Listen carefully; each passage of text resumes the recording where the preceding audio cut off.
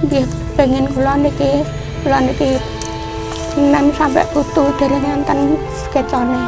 Cara bedhe enggak akan nedhe ngeten dereng enten emake.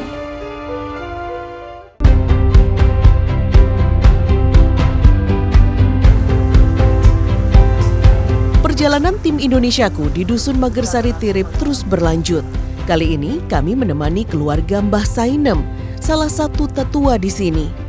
Sejak lahir 70 tahun yang lalu, ia tidak pernah keluar dusun.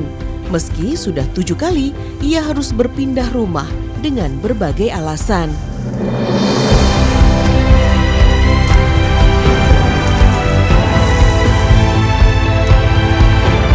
Mbah Sainem punya 5 orang anak yang semuanya sudah berkeluarga dan masih tinggal di dusun.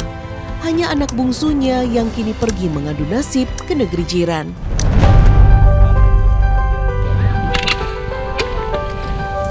Kami ditemani Jito anak Mbah Sainem serta Supri dan Kom, suami istri keponakan Mbah Sainem. Kami pergi ke ladang singkong yang mereka kelola bersama.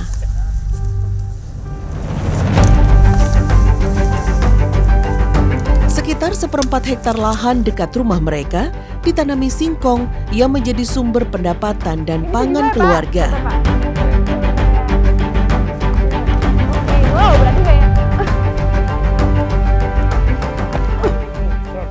Wah iya, wow, luar biasa, besar. Ini singkong yang kuning. Singkong yang kuning jenisnya. Lumayan besar juga ya. Ini kira-kira usia berapa ini singkongnya? Sama Sekitar setahunan ya? Setahun lebih. Oh iya. Nah ini sebenarnya waktu-waktu seperti ini sebenarnya kurang tepat untuk memanen singkong. Makanya tadi kita sempat melihat ada beberapa singkong yang busuk akibat banyaknya kandungan air di dalam tanahnya ya Pak ya. Jadi menyebabkan singkongnya busuk. Tapi ini syukurnya kita dapat singkong yang bagus seperti ini ya Pak. Singkong rata-rata siap dipanen saat sudah berusia 7 atau 8 bulan. Saat itulah ukurannya sudah cukup besar dan akan laku dijual. Namun saat dibutuhkan untuk makan sehari-hari, tak jarang Mbah Sainem harus memanen singkong lebih awal. Oh betul. Ya, waduh berat juga nih. Wah. Akhirnya. Nah, ini dia nih. Karena di sini kawasan hutan, jadi tidak memungkinkan bagi warga untuk membuka lahan persawahan. Jadi mereka menanam singkong cukup banyak untuk menjadi alternatif makanan pokok. Pak, banyak nih Pak. Sebagian singkong hasil panen juga dijual ke pengepul, meskipun harganya sangat murah dan seringkali tidak cukup menguntungkan. Namun apapun hasilnya, warga tetap menjaga lahan ini agar tetap bisa dikelola turun-temurun.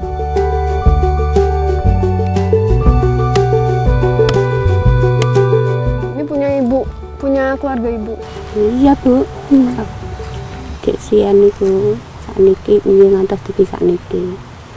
Nggih yogane sing nggarap. Nggih kalih kula napa tasik bantu. Nggih sak kiyate tenaga kula dados nggih kesane mboten digarap tiyang ngoten lho.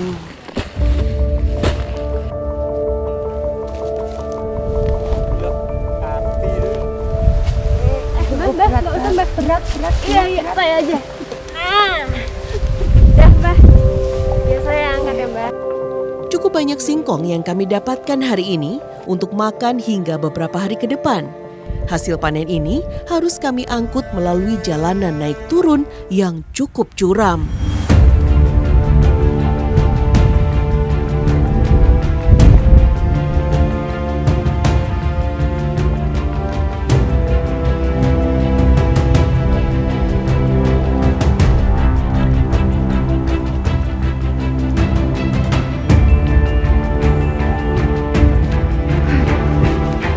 Berat. Ini saya nggak kebayang kalau Mbah Sainem sendiri yang mikul singkong-singkongnya. Bayangin dari sana tuh kita Dari sana kita cabut. Singkongnya jauh, perjalanan juga nanjak-nanjak, terus melewati sungai sedikit, dan masih jauh lagi. Kita pulang ke rumah. Saya aja kesulitan ini. Aduh.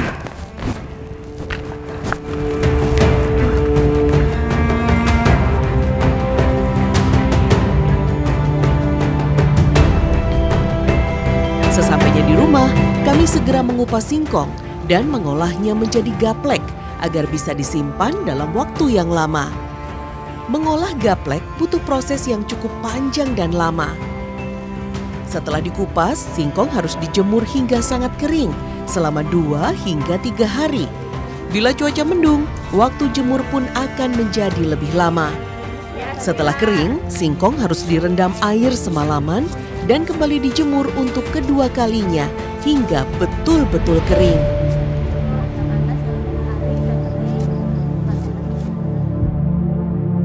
Gaplek yang sudah jadi sebagian dijual untuk dijadikan tepung. Sedangkan sebagian lagi biasanya diolah menjadi nasi tiwul sebagai alternatif makanan pokok mayoritas warga dusun.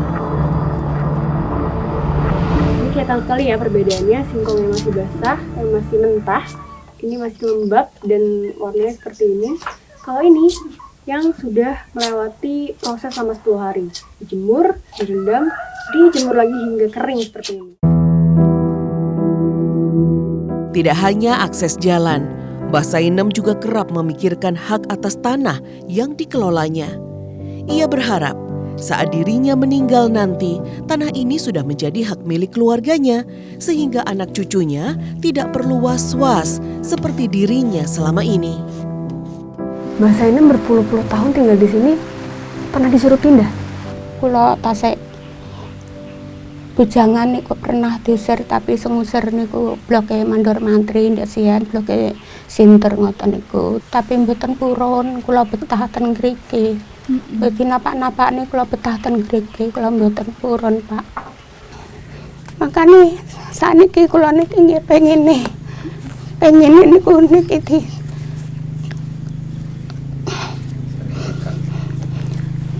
di sertifikat nggih kados ten dusun nggih pengen kula niki 6 sampai putu dereng enten skecane cara bedhe enggak akan nedhe ngoten dereng enten enake.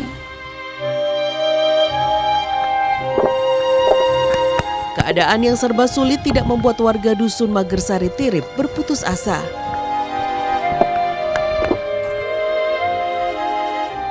Jito, anak Mbah Sainem, terus berupaya mencari peluang baru untuk mendapatkan kehidupan yang lebih baik. Ia sempat mengadu nasib ke kota bahkan keluar pulau, namun gagal. Ia pun kembali ke dusun dan menghidupi keluarga dengan menjual gaplek.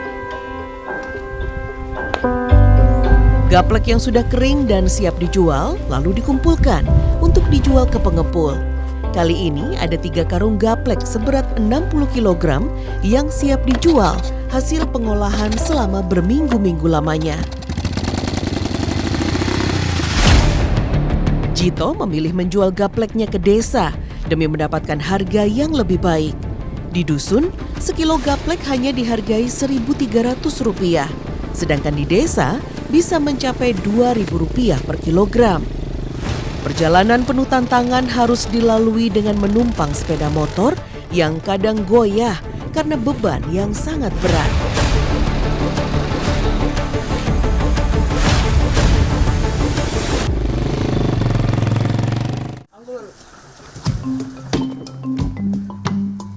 Sesampainya di tempat pengepul, 3 karung gaplek ditimbang ulang.